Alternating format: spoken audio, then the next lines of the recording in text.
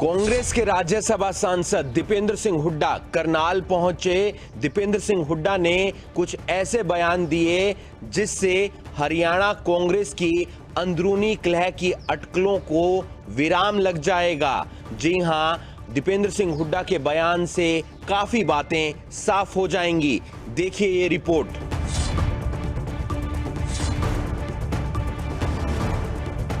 हरियाणा कांग्रेस में नेताओं के बीच बेशक मतभेद हों, लेकिन नेताओं के बीच मनभेद नहीं है। मतभेद होता है, वो हमारे भी हो सकता है, कांग्रेस में भी होता है हमेशा, लेकिन विचारधारा के विषय पे हमारे में मनभेद नहीं है और हम एकजुट हैं। ये कहना है हरियाणा से राज्यसभा सांसद दीपेंद्र हुड्डा का। दीपेंद्र हुड्डा करनाल में एक श्रद्धांजलि सभा में पहुंचे थे। इस दौरान दीपेंद्र हुड्डा ने हरियाणा कांग्रेस से संबंधित सवालों के जवाब देते हुए कहा कि उनकी पार्टी में मतभेद तो हो सकता है, लेकिन विचारधारा को लेकर नेताओं के बीच मनभेद नहीं है, बल्कि कांग्रेस नेता एकजुट होकर सत्ता में काबिज लोगों के खिलाफ लड़ेंगे। कांग्रेस पार्टी की आपने देखा होगा, मैं चौधरी दीपेंद्र सिंह हुड्डा जी का भी धन्यवाद करता हूं कि एक इतना अच्छा संदेश उन्होंने सभी कांग्रेस पार्टी को, सारे विधायक और लगभग सारे पूर्व विधायक और वरिष्ठ नेता अभी चंडीगढ़ के अंदर लंच के ऊपर, खाने के ऊपर सारे एकजुट रहे, उसका एक अच्छा संदेश किया। संगठन के मामलों को लेकर संगठनात्मक विषयों पर मतभेद किसी भी प्रजातांत्रिक पार्टी में होता है, वो उससे मैं समझता हूँ कोई भी प्रजातांत्रिक पार्टी का है कि संगठन के विषयों पे कोई भी मतभेद नहीं है, ऐसा नहीं हो सकता। मतभेद होता है, वो हमारे भी हो सकता है, कांग्रेस में भी होता है हमेशा, लेकिन विचारधारा के विषय पे हमारे में मनभेद नहीं है और हम एकजुट हैं और एकजुटता से इस भाजपा सरकार से लोगों को बचाने के लिए लड़ाई लड़ेंगे, लोगों के होके आवाज उठाएंगे। हालांकि इस बीच दीपेंद्र हुड्डा ने विपक्षी नेता की भूमिका निभाते हुए हरियाणा की गठबंधन सरकार को घेरने का पूरा काम किया और दीपेंद्र हुड्डा ने प्रदेश सरकार को किसानों और मजदूरों पर ध्यान देने की नसीहत दे डाली। संगठन के साथ साथ बीजेपी हरियाणा प्रदेश के किसान को मजबूत करने की तरफ भी ध्यान दे, हरियाणा प्रदेश के मजदूर को मजबूत करने, गरीब आदमी, कर्मचारी और छोटे व्यापारी को मजबूत करने के लिए भी ध्यान दे। आज हरियाणा प्रदेश को विकास की पटरी से उतारने वाली, भट्टा बिठाने वाली है भारतीय जनता पार्टी की सरकार। देश में सबसे हाईएस्ट बेरोजगारी हरियाणा प्रदेश में, ऐसे युवाओं का भविष्य गर्त में लेके जाने वाली बीजेपी सरकार, वो इस पे इनकी जो बैठक है उसमें मैं यही सुझाव दूंगा कि मंथन करे कि केवल अपने संगठन के बजाय प्रदेश के लोगों का भी सोचे, क्योंकि प्रदेश में आज इसकी सरकार है। जहां एक ओर सीएम ने ऑक्सीजन की कमी की बात से इनकार किया, तो वहीं दूसरी ओर दीपेंद्र हुड्डा ने ऑक्सीजन की कमी को लेकर अपनी कॉल रिकॉर्ड सार्वजनिक करने की बात कह डाली। सच नहीं है कि प्रदेश के तमाम अस्पतालों में दाखिले बंद हो गए थे, ये नोटिस बोर्ड लग गए थे कि ऑक्सीजन की कमी है और इसीलिए दाखिला और नहीं हो सकता। क्या ये सच नहीं है कि प्रदेश के हर जिले के अंदर ऑक्सीजन की कमी थी? डीसी, हर जिले के डीसी जितना ऑक्सीजन की मांग करते थे उतना आवंटन नहीं है, मगर मुख्यमंत्री जी कह रहे हैं कि उनका कोई प्रमाण नहीं है कि ऑक्सीजन की कमी से कोई मृत्यु हुई या ऑक्सीजन की कमी है, उसका कोई प्रमाण नहीं। तो प्रमाण के तौर पे मैं अपना कॉल रिकॉर्ड सार्वजनिक करना चाहता हूँ। मेरा कॉल रिकॉर्ड ले सरकार, वैसे भी आजकल पेगासस का ज़माना है, कॉल रिकॉर्ड इनके पास रहता है। उस कॉल रिकॉर्ड पे 24 में से 24 घंटे कितने फ़ोन आए लोगों ने करा के कि ऑक्सीजन की कमी है, यहाँ ऑक्सीजन भिजवाओ, वहाँ ऑक्सीजन भिजवाओ, दाखिला कराओ, यहाँ दाखिला कराओ, उस मेडिकल में दाखिला कराओ। और मेडिकल के डायरेक्टर्स के, जितने हरियाणा के सरकारी मेडिकल हैं, उन सभी के डायरेक्टर्स के और प्राइवेट मेडिकल के मालिकों के टेलीफोन आए कि जी हमें ऑक्सीजन दिलवाओ, हमारे पास ऑक्सीजन नहीं है। और जब हमने तमाम डिप्टी कमिश्नर से बात करी, जिसमें करनाल के डिप्टी कमिश्नर भी शामिल है। दीपेंद्र हुड्डा कांग्रेस के एक कद्दावर नेता हैं और विपक्ष की भूमिका निभाते हुए हरियाणा की गठबंधन सरकार को अक्सर आड़े हाथों लेते रहते हैं। अब देखना ये होगा कि दीपेंद्र हुड्डा की बयानबाजी के बाद राज्य सरकार इस पर अपनी क्या प्रतिक्रिया देती है। दीपेंद्र सिंह हुड्डा ने विपक्ष की भूमिका निभाते हुए राज्य सरकार को घेरने का काम किया, वहीं हरियाणा कांग्रेस में चल रही अफवाहों को भी दूर किया। गुरुग्राम में ई व्हीकल चार्जिंग स्टेशन खोला गया है। हालांकि ये गुरुग्राम का पहला और इकलौता चार्जिंग स्टेशन है। उम्मीद ये की जा रही है कि आने वाले दिनों में और भी कई चार्जिंग स्टेशन खोले जाएंगे। गुरुग्राम की सड़कों पर अब आपको ई व्हीकल ही ज्यादा दिखाई देंगे। जी हाँ, गुरुग्राम को प्रदूषण मुक्त बनाने का सपना लिए जिला प्रशासन ने मुहिम की शुरुआत कर दी। इस मुहिम में पहले तो जिले भर के करीब 2000 पुराने डीजल ऑटो को ई व्हीकल में परिवर्तित करने की योजना के तहत कार्य किया जा रहा है। तो वहीं गुरुग्राम नगर निगम ने पहला e vehicle charging station Gurugram के सेक्टर 42 में खोला है, जिसका शुभारंभ गुरुग्राम नगर निगम कमिश्नर मुकेश कुमार आहूजा ने किया। म्युनिसिपल कॉरपोरेशन गुरुग्राम द्वारा जो एक स्टार्ट की गई है, उसका जो मेन है कि जो हमारे यहाँ डीजल ऑपरेटेड जो ऑटोज़ हैं और जो पुराने हो चुके हैं, जिनकी वजह से पोल्यूशन ज़्यादा है, उनको हम फर्स्ट फेज़ में रिप्लेस करने का है, कन्वर्जन का है। उस कन्वर्जन के लिए जो सब्सिडी का पार्ट है, 30,000 रुपये सब्सिडी तो म्युनिसिपल कॉरपोरेशन की ओर से है। बाकी जो रिमेनिंग पार्ट है वो फेम इंडिया 2 की जो स्कीम है मिनिस्ट्री ऑफ हैवी इंडस्ट्रीज़ के तहत, वहाँ से भी उनको काफ़ी पोर्शन सब्सिडाइज होता है। और जो पुराना व्हीकल होगा उसको स्क्रैप आउट किया जाएगा पॉलिसी के तहत। जो स्क्रैप वैल्यू है वो जो ऑटो का ओनर है उसी के पास जाएगी। वहीं निगम कमिश्नर मुकेश कुमार आहूजा ने ये भी बताया कि पुराने ऑटो को ई व्हीकल में परिवर्तित करवाने वालों को नगर निगम गुरुग्राम के तहत सब्सिडी भी दिए जाने का प्रावधान है। ई रिक्शे वाले हैं, हम लोगों की समस्याएं हैं। हमारे पास जो पुराने रिक्शे हैं उनमें आरसी बुक वगैरह नहीं दी जाती थी पहले, उसमें हमारे पास कुछ भी कागज़ नहीं है। अब पुलिस वाले हम लोगों को परेशान करते हैं, वो कहते हैं कागज़ लाओ, आरसी बुक दो, ये गाड़ियाँ खड़ी कर दो। नहीं, अब हम खड़ी कर देंगे तो हमारा पेट रोटी बन रहा है, ख़त्म हो जाएगा। क्या करें, हम उस चीज़ के लिए आए हैं हम यहाँ पे। अभी कुछ भी नहीं मिल रहा हम लोगों को। हम चलाने के लिए तैयार हैं, लेकिन हम लोगों को फ़ायदा भी तो होना चाहिए उससे, तभी तो हम चलाएँगे। गुरुग्राम को जहां प्रदूषण मुक्त करने के लिए ई व्हीकल की शुरुआत की जा रही है, तो वहीं ज्यादा से ज्यादा लोगों को ई व्हीकल का इस्तेमाल करने के लिए भी जिला प्रशासन प्रेरित करने की कोशिश कर रहा है। ऐसे में देखना होगा कि गुरुग्राम नगर निगम की ये पहल कितनी कारगर साबित होती है और गुरुग्राम में कितनी संख्या में जल्द ही ई व्हीकल सड़कों पर चलते नजर आते हैं। गुरुग्राम को प्रदूषण मुक्त करने के लिए ई व्हीकल्स का संचालन बढ़ाया जा रहा है। साथ ही साथ प्रशासन ये भी चाहता है कि लोग ज्यादा से ज्यादा ई व्हीकल का इस्तेमाल करें। फतेहाबाद के बन गांव में सिरसा मेजर नहर टूटने से 100 एकड़ फसल जलमग्न हो गई और अब ग्रामीणों ने प्रशासन पर लापरवाही के आरोप लगाए हैं। पानी से भरे ये खेत, जलमग्न हुई ये फसलें फतेहाबाद के गांव बनगांव की है। किसानों पर नहर टूटने से आफत आ गई। नहर किसानों की महीनों की मेहनत को ले डूबी। अब हर जगह पानी ही पानी नजर आ रहा है और इसी पानी में किसानों के खून पसीने और दिन रात की मेहनत डूब गई। 3 या 4 बजे के आसपास टूटी हुई है। हमारे को पता, गाँव को वालों को सुबह ही पता लग गया था 6 बजे ही, लेकिन मेरे को पता 7:30 लगा। उस टाइम जय साहब उसी टाइम आए थे 7:30 बजे। ये ना तो नहरों की रखवाली करते हैं, ना ही जो प्रॉपर बंदे रखवाली के लिए जो बेलदार छोड़े हुए हैं उनको दफ्तरों में बिठा रखे है। दरअसल बनगांव में सिरसा मेजर नहर में दरार आने के बाद नहर टूट गई। मिली जानकारी के मुताबिक जब नहर में दरार आई उस वक्त नहर अपनी पूरी क्षमता के साथ बह रही थी। नहर में दरार आते ही आसपास के करीब 100 एकड़ खेतों में खड़ी धान और नरमे की फसल जलमग्न हो गई। इसको सिरसा मेजर नहर बोलते हैं। लगभग 100-150 एकड़ में पानी भर गया है जी, और काफ़ी नुकसान है फसल के अंदर। और फसल के अंदर नहीं, जो अब इस कारण से जो नहर बंद हुई है, जिन किसानों को औरों के पानी लगना था उनके भी नुकसान है, क्योंकि फसलें बुरी तरह से पानी मांग रही है, वो पानी कहाँ से देंगे, ये भी नुकसान है। इस घटना के बाद प्रशासनिक अधिकारी मौके पर पहुंचे और नहर की मरम्मत का काम शुरू कर दिया।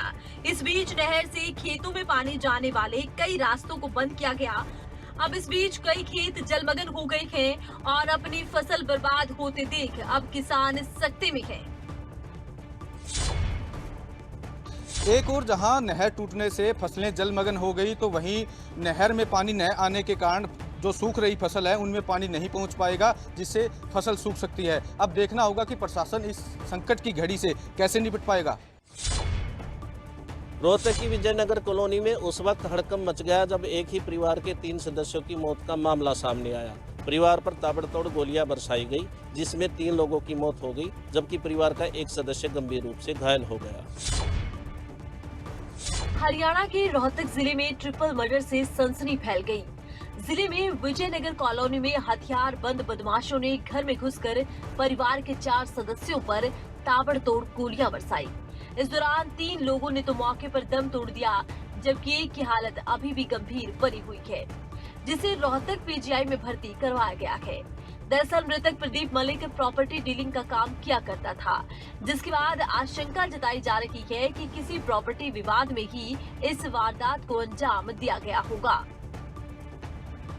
वहीं घटना की गंभीरता को देखते हुए रोहतक के एसपी राहुल शर्मा भी मौके पर पहुंचे और खुद भी जांच पड़ताल की। पुलिस को मौके से गोली के खाली खोल भी बरामद हुए हैं। हालांकि अब तक हत्यारों और हत्या के कारणों का खुलासा नहीं हो पाया। फिलहाल पुलिस तफ्तीश में जुटी है। एसपी का कहना है कि जल्द ही आरोपियों की गिरफ्तारी कर ली जाएगी। एक घर में 3 लोगों की डेड बॉडीज मिली हैं, जिनमें जो मेन मृतक हैं उनकी वाइफ की और एक उनकी मदर इन लॉ की, और एक उनकी डॉटर है जिसके अनकॉन्शियस स्टेट में, और उनको पीजीआई में अभी एडमिट करवाया गया है। वो वहाँ पीजीआई में उपचाराधीन है। तो प्राइमा फेसा ही ये लग रहा है कि इन 3 लोगों का मर्डर किया गया है। किसी ने गोली मार के, हमें मौके से कुछ खाली खोल वगैरह भी मिले हैं। परिवार के लोगों से बातचीत की जा रही है और हमारी टीम्स हमने ऑलरेडी डिप्यूट कर दी हैं, और जो भी आगे इन्वेस्टिगेशन के दौरान चीज़ें आएंगी उसके बेसिस पे इन्वेस्टिगेशन करके जिसने ये अपराध को अंजाम दिया है उसके खिलाफ कार्रवाई की जाएगी। फिलहाल पुलिस ने मामला दर्ज कर जांच शुरू कर दी है और परिवार के लोगों से पूछताछ की जा रही है। अब देखना ये होगा कि पुलिस जांच में क्या कुछ निकलकर सामने आता है। में 2015 में अपने पिता की प्रॉपर्टी हथियाने के लिए बेटे ने ही अपने पिता की हत्या की साजिश रची थी। पुलिस ने इस मामले में सभी आरोपियों को गिरफ्तार कर मामले में खुलासा किया है। सोनीपत में रिश्तों को शर्मसार कर देने वाला मामला सामने आया। ये मामला 2015 का है, जब एक बेटे ने प्रॉपर्टी हथियाने के लालच में अपने ही पिता की हत्या की साजिश रच डाली। बेटे विक्रम के साथ साथ बहू ने अपने दोस्त को भी साजिश में शामिल किया और एक शख्स से एक्सीडेंट करवा कर उसे मौत की नींद सुला दिया। लंबे समय से परिवार में प्रॉपर्टी को लेकर कलह थी, जिसके बाद बेटे ने कई लोगों के साथ मिलकर इस वारदात को अंजाम दिया। 2015 में ओम प्रकाश ने अपने मित्र की गाड़ी से इसको फूल कुमार को एक्सीडेंट किया, एक्सीडेंट करके हत्या कर दी, ताकि किसी को इस चीज़ का भनक ना लगे, जिस पर मामला दर्ज कर दिया गया। मृतक फूल कुमार के भाई के बयान पर एक्सीडेंट का मुकदमा दर्ज कर दिया गया, जो 2021 में 7वें महीने में फूल को इसको ओम प्रकाश को अवैध हथियार के में अरेस्ट कर लिया गया, जिसमें पूछताछ के दौरान सारी चीज़ों का खुलासा किया गया कि उसने 2015 में अपनी मां बिमला, वह उसकी सहेली शर्मिला, वो उसका पति विक्रम के साथ मिलकर इन्होंने फूल कुमार की हत्या की गई थी, जिसमें सभी आरोपियों को अरेस्ट कर लिया गया। वहीं अब मामले का खुलासा तब हुआ जब हत्या करने वाला शख्स अवैध हथियार समेत पकड़ा गया। पूछताछ में उसने खुलासा किया कि अपने पिता की प्रॉपर्टी के लिए उसके बेटे और बहू ने ही एक्सीडेंट में अपने पिता की हत्या करवाई थी। पुलिस ने मामले में सभी आरोपियों को गिरफ्तार कर लिया है, वहीं आरोपी बेटे को भी गिरफ्तार कर जेल भेज दिया है। अगर हम बात करें तो हम सेक्टर 46 चंडीगढ़ में है, जहां पर अफ़गानिस्तान से जो स्टूडेंट्स यहां पर चंडीगढ़ यूनिवर्सिटी, पंजाब यूनिवर्सिटी या फिर दूसरे संस्थानों के अंदर पढ़ाई कर रहे हैं, वो यहां पर हमें मिले हैं, जो कि अपनी जो समस्या है उसको लेकर के, ख़ासतौर से जो फाइनेंस को लेकर के जो समस्या है, यहाँ पर रहने को लेकर के समस्या है, परिवार की चिंता को लेकर के जो समस्या है उसको लेकर के काफ़ी चिंतित यहाँ पर नज़र आ रहे हैं। और साथ ही साथ अब यहाँ किस तरीके से उनका गुजर बसर रहने वाला है है, वीज़ा को लेकर के क्या स्थिति रहने वाली है, आगे पढ़ाई को लेकर क्या है, परिवार को लेकर के क्या है, ये तमाम ऐसे सवाल हैं जो हर रोज़ अफ़गानिस्तान के इन तमाम जो स्टूडेंट्स हैं इनको परेशान कर रहे हैं। मुनीर हमारे साथ एक छात्र हैं, उनसे जानेंगे। और ये तमाम वो छात्र हैं जो तस्वीरों में अभी दर्शकों ने भी देखे, जो यहाँ पर अफ़गानिस्तान से पढ़ रहे हैं, लेकिन अपने भविष्य को लेकर के आगे किस तरीके का कदम होगा, कहीं ना कहीं अंधकार वो देख रहे हैं और उन्हें ज़रूरत है ऐसी स्थिति में कि सरकार कोई कदम उठाए। मुनीर हमारे साथ है। मुनीर, आप क्या कहना चाहेंगे, इस वक्त किस प्रकार की स्थिति है? आप लोग जो अफ़गानिस्तान के हालात आपने देखे हैं उसको लेकर के और परिवार को लेकर? मैं नहीं, अगर डायरेक्टली कहूँ नहीं, लेकिन हम उम्मीदवार हैं क्योंकि बहुत से लोगों ने जो वादे किए हैं उनके जो अंदाज से, बॉडी लैंग्वेज से पता चलता था कि वो सच में हम कुछ करना चाहते हैं। तो अभी तक प्रैक्टिकली हमें कुछ मिला नहीं। कुछ नहीं मिला। आप बताइए, आपको क्या समस्या है? परिवार में कितने लोग हैं? आप यहाँ पर किस तरीके की पढ़ाई, कौन से कॉलेज में? Okay. Good afternoon. I'm in Punjab University. My name is Sohaila Sama. Hindi आप बोल सकते हैं? I'm sorry. Yes, I will speak English. I'm in Punjab University, and this is our demand from India's government and also from ICCR to support all Afghani students and every states, because you know the situation, and situation is like this, that now we need to continue our education, and we need for a scholarship to continue our education. Like I completed my master's degree, but I need and I want to continue in India. This is our necessary need now in India. आप बताइए, आपसे जानना चाहेंगे, अगर आप हिंदी में बता सकें कि किस तरीके की सिचुएशन है परिवार में। अफ़गानिस्तान में भी क्या आपके कुछ लोग थे और उनसे कोई बातचीत आपकी हुई पाई हो, या फिर किस तरीके की स्थिति? जी, मेरा नाम है खतरा नूरी और मैं वन ऑफ अफ़गान स्टूडेंट। मैं इंडिया से यही गवर्नमेंट से ये रिक्वेस्ट करना चाहती हूँ कि जो मेरी फैमिली वहाँ है मुझे सपोर्ट कर रहे थे, अभी सबको पता है, मीडिया को भी पता है कि वहाँ बंद हो चुके हैं बैंक्स वगैरह, जो मदद भी करना चाहते हैं वो नहीं मिल रहा है हमें। तो जैसे मैं चाहती हूँ कि यहाँ इंडिया में रहूँ और मेरी फैमिली भी चाहते हैं कि यहाँ मैं सेफ हूँ, तो वो फाइनेंशियली मुझे सपोर्ट नहीं कर नहीं सकते। कॉलेज से कोई बात आपको फ़ीस को लेकर के या आगे पढ़ाई को लेकर? इसीलिए मैं बोलना चाहती हूँ कि जैसे मैं मास्टर्स के लिए अप्लाई करना चाहती हूँ, तो अभी डेडलाइन भी आ गए कि अभी आप लोग फ़ीस पे कर लो वरना आपको फ़ाइन हो जाएगा। जैसे तो हमारे पास अभी पैसे नहीं है फ़ी पे करने के लिए, तो मैं यही रिक्वेस्ट करना चाहती हूँ कि अगर ये रिक्वेस्ट है अफ़गानिस्तान के इन तमाम स्टूडेंट्स की, और आपने सीधे तौर पर उनका यही कहना है कि परिवार एक ओर जहां खतरे में है तो दूसरी ओर यहां वो सुरक्षित रह सकें, इसको लेकर के फ़िलहाल सरकार से उन्हें उम्मीद है कि उनकी किसी प्रकार से मदद की जाए, चाहे वो कॉलेज में फ़ीस को लेकर के हो या फिर यहाँ गुजर बसर को लेकर के। कोरोना की तीसरी लहर की संभावना के चलते सिरसा का स्वास्थ्य विभाग अलर्ट हो गया है। स्वास्थ्य विभाग ने कोरोना से निपटने के लिए बंदोबस्त भी शुरू कर दिए हैं। हरियाणा में भले ही कोरोना मामलों में राहत मिली हो, लेकिन कोरोना का खतरा अभी टला नहीं। कोरोना की तीसरी संभावित लहर ने हर किसी को चिंता में डाल दिया है। कोरोना की दूसरी लहर ने जो कहर बरपाया, उसका अंजाम अस्पतालों से लेकर शमशान घाट तक भी लगी लंबी लंबी लाइनों में देखने को मिला। इस तरह की स्थिति दोबारा पैदा न हो, शासन प्रशासन पहले से ही अलर्ट मोड पर नजर आ रहा है। सिरसा में भी कुछ ऐसी तस्वीर सामने आई। कोरोना की थर्ड वेव से निपटने के लिए अस्पतालों की व्यवस्था दुरुस्त की जा रही है। ऐसे में अस्पतालों में बेड की संख्या बढ़ा दी गई। कोरोना की जो आशंकित थर्ड वेव है उसके रिगार्डिंग हमारी जो प्रिपेयर्डनेस है वो सही तरीके से चल रही है। जैसे हमने अपने बेड का स्टेटस भी बढ़ाया है। हमने 16 पीडियाट्रिक हॉस्पिटल्स भी पैनल किए हैं। उनके अंदर हमारे पास 300 बेड बच्चों के लिए और आरक्षित हो गए हैं और उनके 26 उनमें वेंटिलेटर्स हैं और आईसीयू बेड भी 150 के हैं, पीडियाट्रिक और न्यूनेटल। तो दूसरा इसके अंदर हमारे पास जो oxygen plant civil office Sirsa का शुरू हो चुका है, जो कि 1000 लीटर पर मिनट की कैपेसिटी से है। इसके अलावा डी टाइप सिलेंडर जो पिछली बार हमारे पास सिर्फ 70 थे, वो इस टाइम 350 हैं। तो देखा जाए तो ऑक्सीजन की तरफ से हमें अभी कोई दिक्कत नहीं है। डबल ई का प्लांट हमारा इंस्टॉल हो चुका है और इसके अलावा प्राइवेट में भी जो बाबा तारा हॉस्पिटल है और जो शास्त्री नाम जी स्पेशलिटी हॉस्पिटल है, उसके अंदर भी ऑक्सीजन प्लांट का काम चल रहा है। वहीं डिप्टी सीएमओ डॉक्टर बुधराम ने कहा कि संभावित तीसरी लहर के चलते लोगों के वैक्सीनेशन पर भी जोर दिया जा रहा है। साथ ही डिप्टी सीएमओ ने लोगों से भी अपील करते हुए कहा कि लोग कोरोना प्रोटोकॉल की पालना करते रहें और मास्क जरूर लगाएं।